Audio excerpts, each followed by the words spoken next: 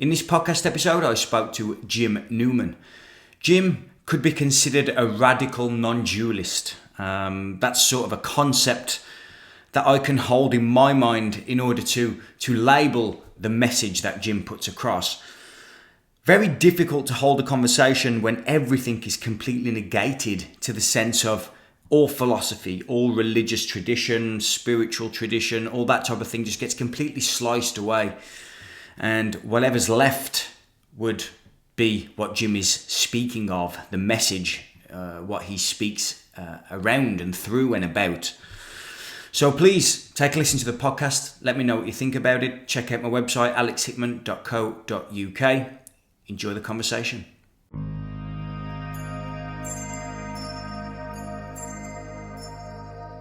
Jim Newman, thank you for joining me. It's a privilege. Oh, thanks for having me. Jim, I first come across this message or your message after listening to, YouTube. I was just watching YouTube, and as a seeker does, falls down loads of different paths. Looked at Advaita and, certain Buddhist lineages, Zen and things like that. And what you were saying just completely sort of shattered everything. And completely tore it all apart, which is actually, I think, what I was actually looking for. Yeah. Could you, for my listeners, because you're probably the most well-known in this field that I've spoken to for this podcast, what is the message? What the core message is: there's no one, and what is everything, and what is at the same time nothing.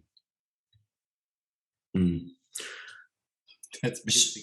So, and this is the problem with this type of conversation, because you could sort of end the conversation now, and it's done, right? It's so radically simple, that a lot of people can't conceptualize.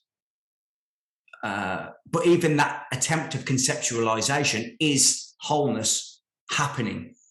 So there isn't anything wrong with trying to conceptualize. No. There's not anything right or wrong with anything. So seekingness, the energy of seekingness, Jim, is that the people shouldn't stop seeking, but the seeking is the problem, although it's not a problem.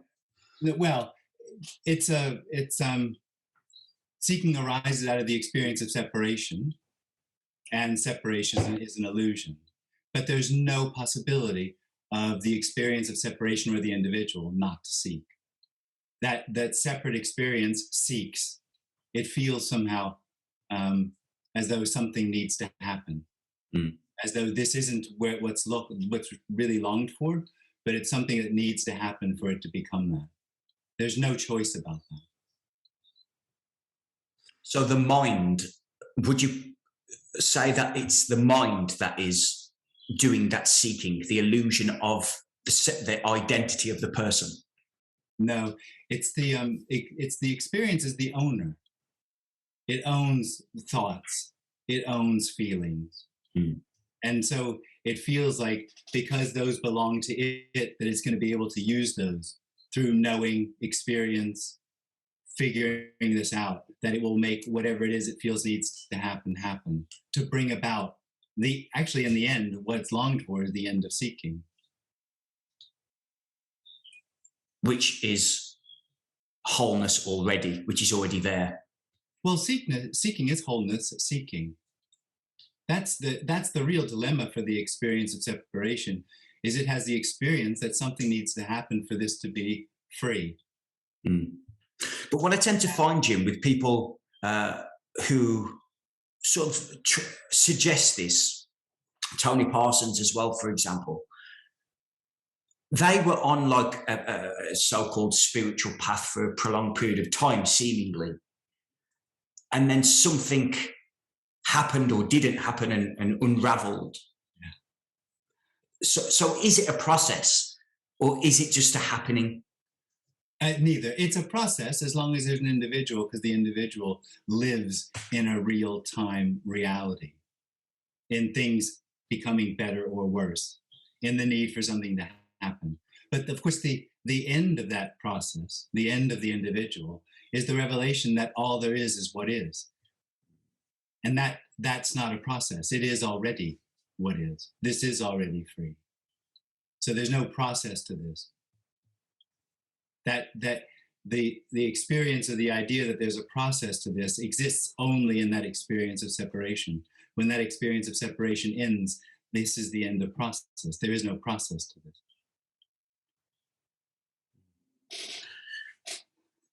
So the idea of Jim Newman, I'm unsure on the Jim Newman story, but let's suppose that he sat at the feet of these so-called gurus and listened to them and asked questions of them.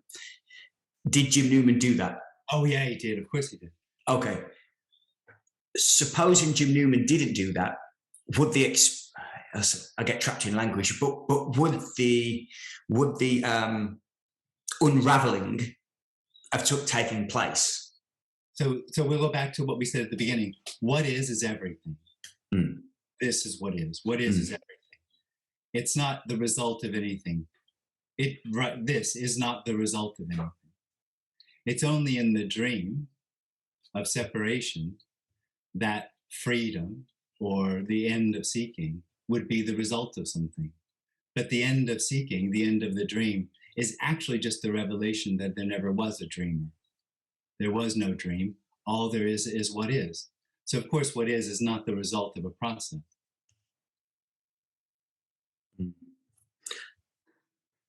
So the seeking energy that I have, or I am, or whatever that's labeled as,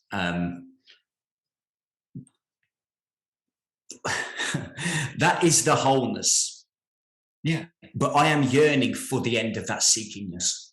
Yeah. No, you're not. Well, I mean, on some level, there might be a resonance with what's, with what, the message. But the individual can't possibly want the end of itself. Mm. The deepest longing is absence, the absence of the individual, the emptiness of everything as it is, or the fact that that it's completely free already. But that's impossible to want, because wanting suggests separation. Mm. So you mentioned go through your essays on your website, and you mentioned the end of suffering. Do I? Yeah. Do I say that's the end of suffering? I think you use it as a conceptual framework, and you've put so my question to that would be, isn't that an illusion by the nature of the message? Like suffering itself as an individual, as a separate, or the idea, the illusion of separation, isn't therefore suffering an illusion? Well, suffering is what's happening. Emotions are what is. Thoughts are what is. The only illusion is that they're owned by somebody, which in turn is also the experience that what's happening is real or happening to me. But we could define suffering as seeking, and of course then that sort of suffering would end. But emotions still continue, and thoughts continue, even when there's no one there owning them. So in terms of what is known as therapy and psychology and psychiatry and all these things, this message completely, in my mind, supersedes all of that, and to sort of say they're completely pointless? No, not in any way, no. Right. There's just no relationship to them. That's the difficulty, I think, for the separate experiences. It always feels like it's in relationship to everything. And this message, or non-duality, is pointing out that relationship itself is an illusion. But as long as that separate experience is happening, therapy is a very practical exercise, as well as meditation and all the other things.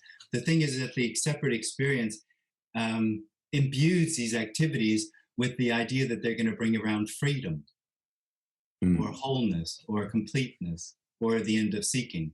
It's impossible for anything to bring it about. Because as we said before, the end of seeking is what is. It can't be brought about. Mm. A quote from your website, Jim, it says, when this message is listened to, the seeking energy may react in many different ways. One is to reject it offhand, as it does not reflect its experience of itself, nor meet any of its expectations of logic, or need to find something else, something better or more. It may misunderstand what is being suggested and attack its misunderstanding. The concepts can be quite foreign to the expectation of the seeker, or it may believe the concepts making about itself and therefore inevitably, although falsely, believe that non-dualism points to a reality separate from what is. Yeah.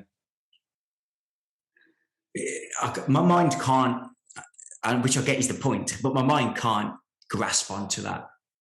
No. And that's why, to me, it's completely valueless. Yeah. Oh, totally. Mm. And so my mind likes to label it as sort of nihilistic. Oh, right. Yeah. Completely pointless, purposeless. What's the point in even being here? Well, for the individual, trying to have this as part of it, to apply it to itself is nihilism, is pointless, because the experience of the individual is that meaning and purpose are absolutely necessary. But the end of meaning and purpose is, when there's no one there, is obviously freedom. And that's absolute freedom. It's not relative. Absolutely. In a way, you have to say it's unrecognizable freedom. So it's not for anyone to become. It's hidden by the experience that something needs to happen for this to be free. And the end of that need to happen reveals that all there is freedom. Already, this is freedom. So the emotions that very often consume the individual,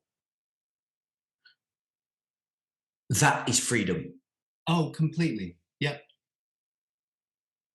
So there's nothing that isn't already absolute freedom. Yeah, that's the difficulty or the problem for the individual seeking freedom, is there is only freedom.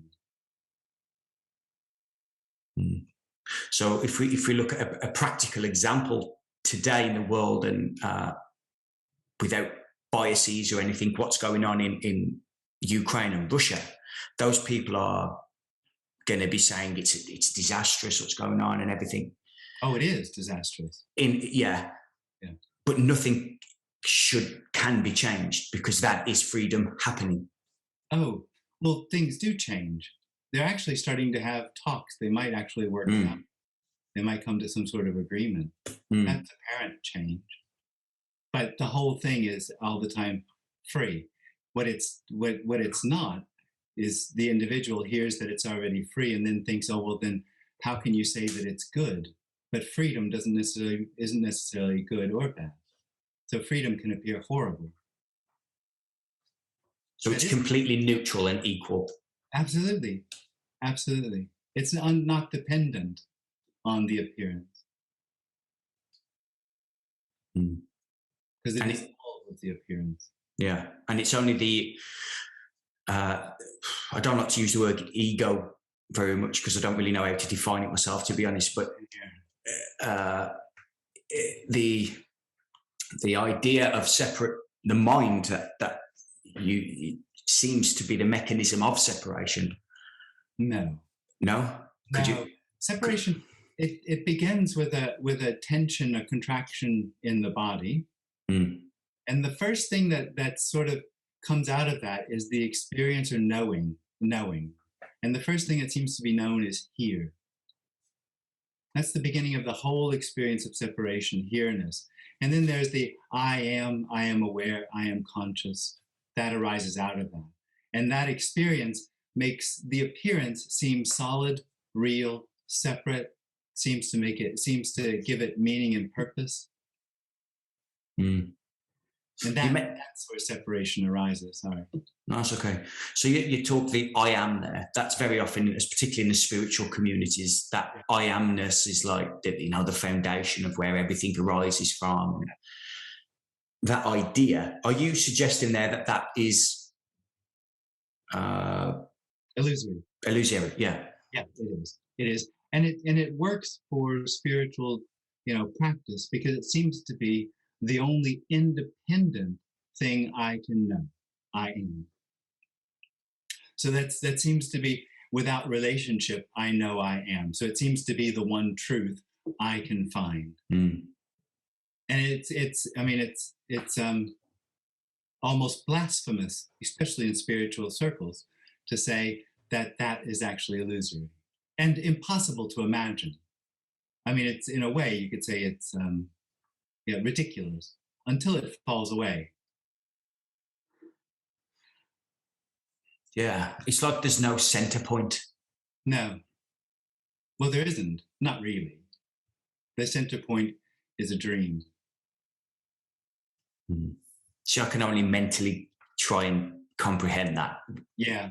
This constricted field of energy is constricted, or believes illusory constricted. Yeah. Well, any idea it has about the end of itself always has itself in it. Mm. It can't imagine what it's like without it. Mm.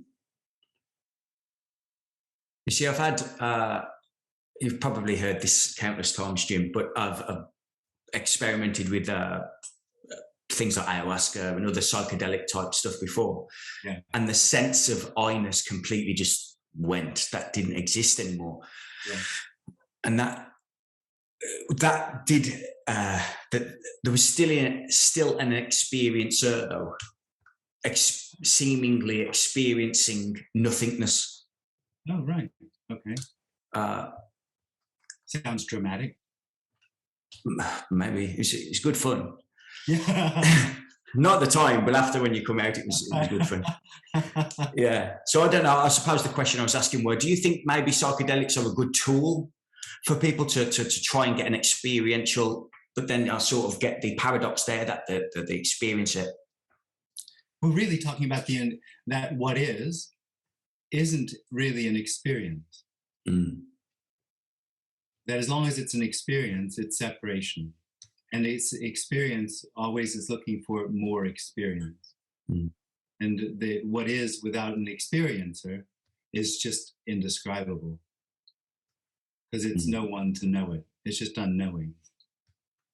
But we're talking about this conversation. We're talking about everything that seems to be happening. But that's already unknowing, seeming to happen. It's freedom happening. Mm. So can we know anything? Well, how to bake a cake, how to drive a car, where Paris is on a map. I mean, all sorts of those things. The only thing isn't about, knowing as far as information. It's about the experience that there's someone that has that in its possession, that there's an owner to that information. That's the dream, the owner. So where would nature and being, I suppose just an idea, but a product of nature, is that all this is playing itself out? Well, that's an explanation. That's a description. But really, you can't describe this. Hmm. This is just simply beyond description, because there's no way, there isn't any separation to get an idea. It's just immediacy. It's just only immediacy. And that immediacy, you could describe it as nature playing out. Hmm. It just seems like a complete negation of everything. Well, it's a complete negation of the individual's need to know, but it's actually the freedom of everything. It's the limitlessness of this without the restriction that it has to be known or make sense to someone. Mm. So yeah, to the individual, of course, it's undesirable. And this seems to align more with what is known as Eastern philosophy, probably more than Western philosophy in the worldly terms. Well, firstly, would you agree with that? I don't know, Wittgenstein? seem to sort of say similar things. I think he ended his book with what you can't, what did he say? What you can't talk about, you shouldn't talk about? And now I've forgotten. He said something quite clever at the end of one of his books. Right. Okay.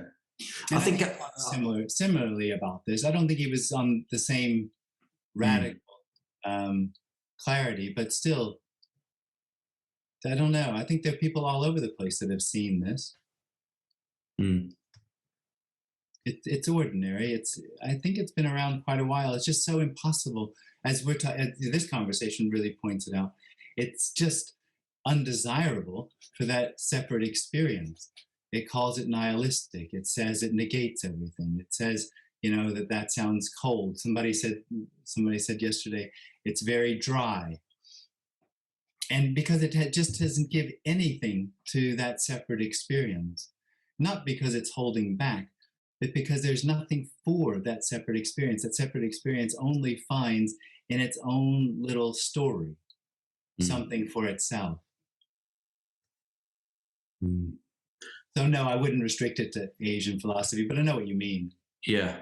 And Meister Eckhart as well. I think he was talking around it as well, to be fair. Yeah.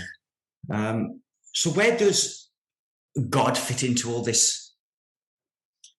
God as a concept, of course, not at all, but God as a sort of, you could call this God.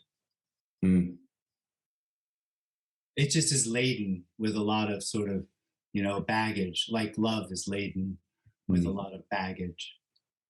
I have heard you say unconditional love and use that term. Yeah. What do you mean by that? And I think Tony Parsons calls it the beloved. I think you're probably talking about similar things. Yeah. What do you mean when you say that? Unconditional love, that there's no restriction, right? That there's no limits to the energy. Everything is already whole without any need to become. So there's nothing more on top of that. As you say, it's got a lot of dogma, the term love has. Yeah. There's nothing more on top of that other than just complete limitlessness. Yeah. And this. Well, not just limitless, but also whole or complete or fulfilled. And the difficulty is that's what this is. And the individual will then say, but I don't feel that, or I don't know that. And that, of course, is exactly where the fact that this is unconditional love hides, with the need to know that it's unconditional love. Or in this little circle that, around radical non-duality, the need to know that I'm not. Because it isn't that someone knows that this isn't, or someone knows that this is unconditional love. It's the end of that need to know what this is. Which serves absolutely no benefit to anybody whatsoever, really. None. Yeah. And you know what? I hear this, and I've heard it numerous times, and there's still the seekingness, and I've even tried to stop seeking, but with the realization that is still seeking by trying to stop. So it's completely for the end separate experience.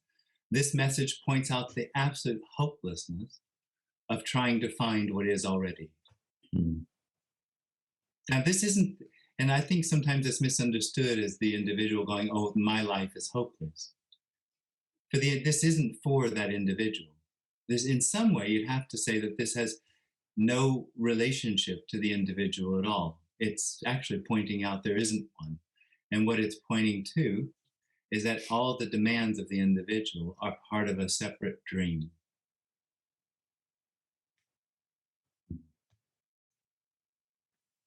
So would you consider the happenings, the apparent happenings, a dream? No. Well, I mean, now we're getting into pedantics, but not in the way I describe it normally. The dream is the experience of separation, and everything else seems to be. So it isn't real, and it's not unreal. It just seems to be. Whereas the experience of separation is just simply unreal. It's very hard to argue, though, as an individual, that there is not something being experienced just by no one. Absolutely. Because the idea that there is nothing implies that there cannot be an experience. Totally. Well, it's not that there is nothing, it's that what's happening, is nothing. So the computer screen is nothing, computer screening, the words are nothing, wording, hearing is nothing, hearing. It's not separate, it's just what is. It points to the fact that there's no one to know it or to realize it. It just simply is as it is, freely. And this is, as I think we said a few times, just not acceptable for the individual. Mm-hmm. It doesn't reflect any of its experiences or expectations. But sometimes it's heard. Yeah. So the teachers and the gurus, because to me, this isn't a teaching. No. In fact, it's possibly the complete opposite. The teachers and the gurus who they sit on the stage and everything. I'm not here to suggest that it's wrong, but are they not? If they've had this unraveling or whatever it is, by trying to tell people what to do, are they not leading people more into a spiral of seekingness? Well, I don't know about. I mean, and as I know, it seems very real as the experiencer that I am very real, and so it's quite, has a huge depth to it, and has it must be really difficult to get rid of. But really, it's thin. It's incredibly thin and fragile, the experience of separation. So it's not like they're leading them down this enormous rabbit hole, but it does confirm the experience of separation. Teaching does. If the idea is that there's a real individual, separation is real, and freedom is somewhere that could be found, that just confirms the absolute experience of the individual. That's what the individual feels, is freedom can be found. I could find freedom. And that, like I said, that confirms their experience. Whereas what we're talking about here doesn't confirm that, points out it is already.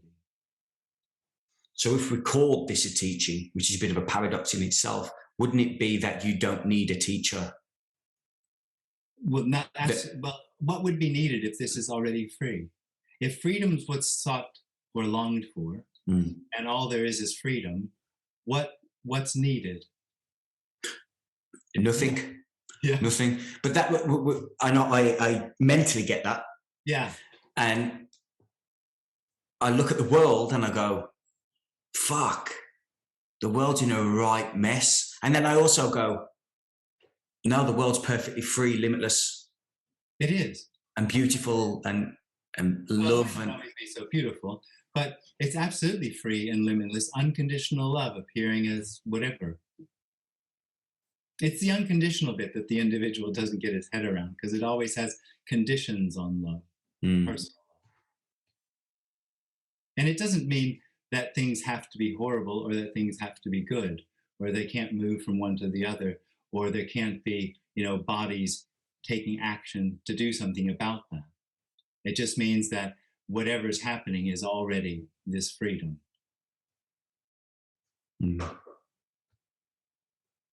But the biases that we'd have as that point of separation are what we then label as right, wrong, good, bad, moral, immoral. Yeah. The labels are the individual has a story about what this is, and in a sense, what it feels needs to happen for it to become whole or free, whether that be gaining a lot of money, becoming very spiritual, whatever. I mean, every separate experience is doing that, being a good parent, being a good partner. And it's out of that experience that there's a story behind this, which was leading to what I'm longing for, where good and bad come from, personal judgment. And everybody that agrees with me, they're good people, and everybody that doesn't are bad people. You know, everybody that's doing things that I think are the right way to find whatever it is I've decided I feel needs to happen, those are good people. And everybody doing things that doesn't agree with that, well, those are bad people or wrong. And that whole construct falls. Jim, talk to me about consciousness and the idea of consciousness, because obviously, again, you go back down the spirituality route and you get levels of consciousness and maps of consciousness and different degrees and everything. Yeah. What's your take on that? Higher consciousness. That's it. Yeah. Yeah. Well, for the experience of separation for the individual, consciousness seems to be my power or my tool. I am conscious of things, awareness. I can be aware of this, or I could be aware of that. And it's sort of the core of my free will, my ability to be aware, to make decisions, to my ownership. In a sense, you could say consciousness is my ownership of the appearance of what's happening. And there's very little to say about it from the standpoint of what we're talking about now, because it's just part of the illusion. There isn't any. And I know that's very confrontational, because it seems undeniable that consciousness would have to be a part of this. And it's just not. It's just part of the dream. It's actually separation itself. Knowing. I know I'm here. I know I'm conscious. And that it's possible for that just to fall away. But consciousness is just not for anyone. No. It's actually a sense of knowing, consciousness, being aware of it. Well, or what would it be if nobody knew what it was? I mean, it just doesn't make any sense. It has to do with me knowing, or I know, I am conscious, or I am aware. And that is beyond, this message is beyond I amness. Well, it's not beyond. I mean, it's not beyond anything, because everything is included. There isn't any limit. And it's also quite simple what we're talking about, in a way undeniable, that there's just what is. But what is obvious also when it falls away is that it's just part of the dream of separation, consciousness. There's just no need. It's just too simple, Jim. Yeah, it is. And in that way, very unsatisfying, unfulfilling for the individual, unsatisfying. Yeah, it is. I know. So we could just go around in circles, to be honest, but that's all there is. Yeah. You know, time. Yeah. Once again, you go to the spiritual types, and it's like the power of now with Eckhart Tolle and stuff, like everything is now. Yeah. But doesn't now imply that there is a then? Totally. Well, a real then. That there's an individual with free will that has the choice to be in a particular time as opposed to another time. And that those two times are real. Absolutely. That's the dream of it.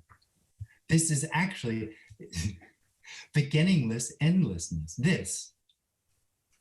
It's just simply that. It's just simply beginningless and endless. This is. And any sort of experience that there's partials, you know, the ability to take one part out of the other, is just part of the dream of separation.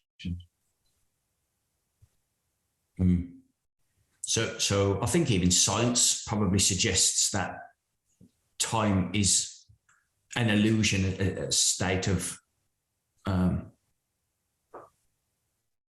suppose that's all there is to be said, really. Time is the illusion, but it does allow us to sort of time and space and trying to demystify that does enable us to live a more so-called comfortable existence, doesn't it? But that is just what does that mean? That is just life happening again, isn't it? It's just it's just life happening. But what does that mean? Time and space allow us to live a more comfortable. Trying to demystify and make sense of what this is. Yeah. Like that provides a sense of comfort for the individual. Yeah, I guess it could. Yeah. there's a big thing now called sense making. Oh, right. Yeah. Oh, that sounds good for the individual. Yeah. Yeah. Well, it is very, it does seem that they're very clever people who come up with these words and everything. But I seem to see one end of the spectrum, like this message, and it resonates with me much more. It's like everything's so radically simple. Yeah. And the other end of the spectrum is everything so radically complex. Yeah. And it's like, I tend to go just because I think it might be a manly thing that just wants simplicity. That's sort of where I get pulled to. Huh. I've made that up, of course. But yeah, I suppose I'm just sort of unloading stuff here. Great. I love it. Yeah. That simplicity is, this, I think I've already said it, is too simple for the average person to say, yeah, I can run with this. Yeah. Well, I don't know about average, but it's too simple for anyone to get. Like it's been said a few times, it's just unsatisfying to the need for something because there's just simply nothing given. And that's not because there's something to give that's just being held back. It's because this is what's truly longed for already. So there is nothing to add to it. That experience that something needs to be added is just part of an illusory experience that there's a real individual in the middle of it having the experience. And as far as time goes, time isn't an illusion. It's just an appearance. It's neither real nor unreal. It is and it isn't at the same time, just like the computer screen or these words or these hands. It just is and isn't.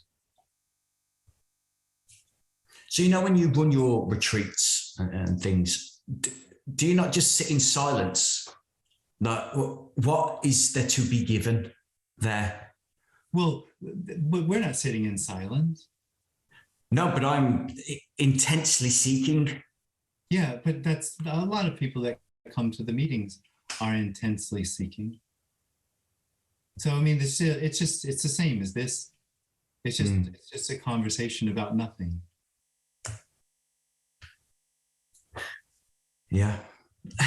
I don't know. I'm not sure what else to say, to be honest. No, there isn't a lot to talk about. Like, your day-to-day existence or non-existence, as it may be. Let's suppose, I don't know, someone's running a business and they're a busy person in the world. Yeah. And they have this, whatever it is. Yeah. Is there is that functioning continuable? Well, the functioning actually becomes more efficient because there isn't the needing to compromise with what we talked about before, the right and wrong and good and bad, the need to become. That no longer interferes with just the simple functioning. But how a certain body or character would respond when it's no longer being constricted by the need to become or the separate experience, who knows? I've heard all sorts of stories from people no longer getting off the couch to people becoming more active than ever before. I mean, just back and forth everywhere. So it can appear as anything really. So once maybe, if we could say, the fog has been cleared.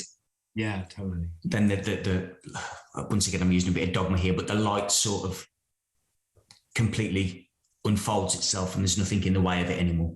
Yeah, absolutely. Yeah, exactly. It's just what happens or what seems to be happening. Okay. I don't know. I can't really hold any more conversation. I don't know what else to say to you. Thank you very much. Would you suggest to people, and again, I understand it's from a seeker's perspective, to other than yourself, other type of people who are talking a similar message, who would you suggest? It doesn't matter. People are drawn and resonate with here or there or this or that, and it doesn't make any real difference in the end. It's not like anyone has any free will.